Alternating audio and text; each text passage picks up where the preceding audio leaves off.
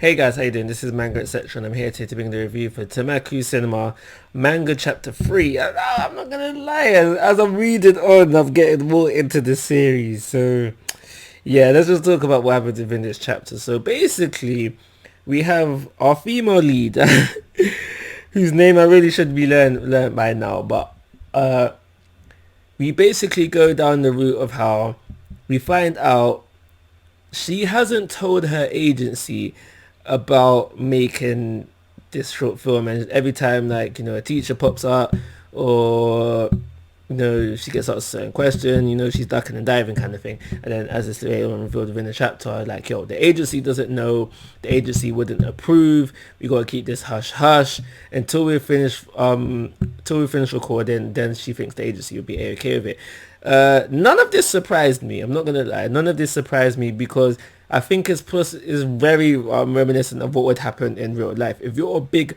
time actor, your agency slash parents as well will be monitoring everything you do.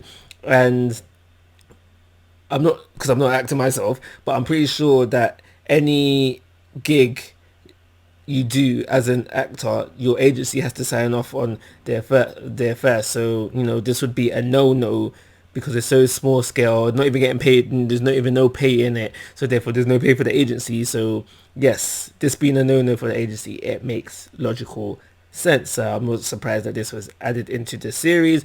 Am I disappointed in myself for not realizing it? So probably, but it is what it is there. So we kind of got that playing off into in this chapter. We also have the whole movies cost money. Again, a realistic thing that would happen in real life. To make movies, it will cost money. So we go down the whole route of how the movie club doesn't really have any money. Yes, they have their club budget, but that's not going to cover everything. But we have Hajime passionate to make this movie, just go through the different ways that they can make it work. They can still make it work. He's still adamant to make it work, which I feel like adds to the emphasis of just how good a movie writer or playwright or whichever script writer, whichever you want to say it, that Tenmaku is, because he has written something so inspiring that Hajime is doing everything he can to make it happen.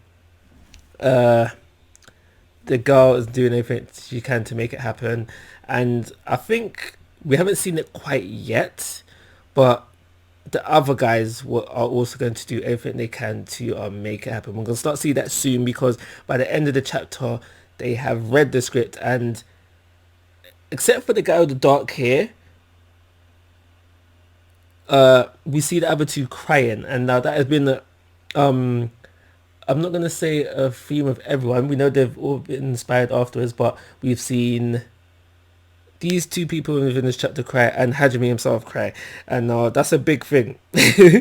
That's a big thing. We also know that this more emphasis on the fact that how good this movie is. We have one of the people who read it within this chapter say like, yo, like, I'm not really a reader, but wow, like, I was drawn into this and I kept reading it and I was just crying. So the show, I wanna read and see the show myself personally, because bringing something to tears, especially, I'm not saying that men are not emotional creatures, but and I'm not saying female are more emotional than men, but it's a stereotype. So if we go back off of stereotypes, the fact that something makes a man cry, it's gotta be good. It's gotta be good. But that was also within this chapter. But the most interesting thing, I say, comes out at the end of the chapter, because we start to go into Tenmaku a bit more, because there's more emphasis put on like, yo, like, who is this guy? Who is this guy? And at the end of the chapter, we have Hajime. He's doing research. He's doing internet searches for this guy, and nothing is coming up. We have Hajime ask Tenmaku personally, and I didn't know that this was the case. I thought it was just the fang that Tenmaku and this director he approached.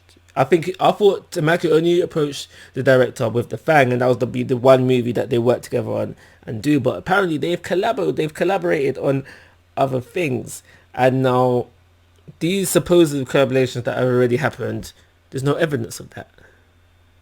There's no evidence of that. So it's really of a fact of, who are you, Tenmaku? What's your story? And obviously, Hajime has come to him with these questions like, yo, like, you know, why is your name's not in the credits? And Tenmaku doesn't know. And then it gets to reveal to us, he doesn't even remember how he died. So, mystery.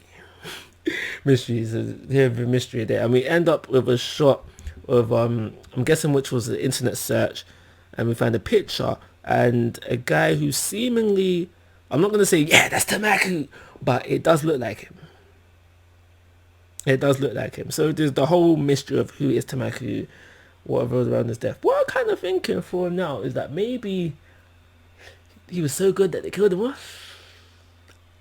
I don't know. I was just throwing something out there. But I've had kind of two predictions for this series so far, and I want to throw in a third possible one. So the first one was that how we this would be all a dream. At the end of the series, this will be all a dream.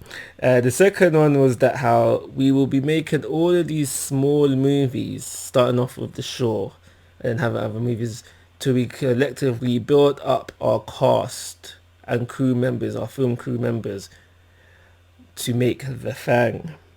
But I also have another kind of theory, which I wouldn't be too against, is that at the end of the day, this whole series, Tenmaku Cinema, is also another script that Tenmaku has written. And I elaborated that a bit more. So we know that Tenmaku can see someone and be inspired by them and write a script around them. He did that with The Shore.